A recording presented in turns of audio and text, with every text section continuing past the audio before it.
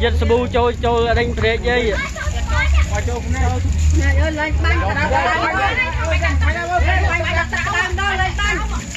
đây là chào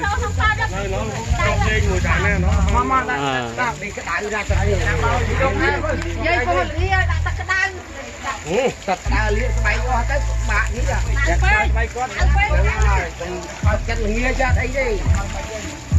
liên bay với bạn đi ra bạn thế cũng được cầm bay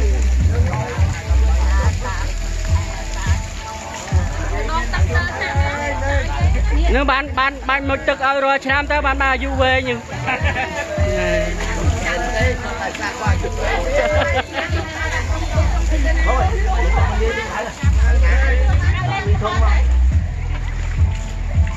rồi cả năm tham ấy chun po nhô miền sọc phiệp là sọc sờ bay côn cháu được ở kia tim to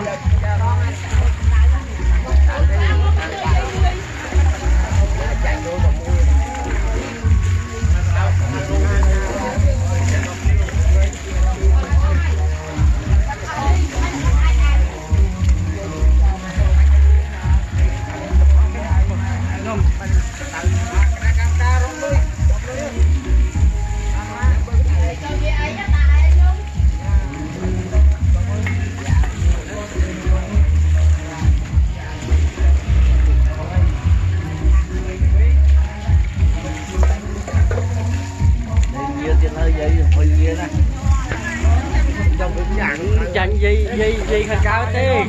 dây cao bằng cái dây nhua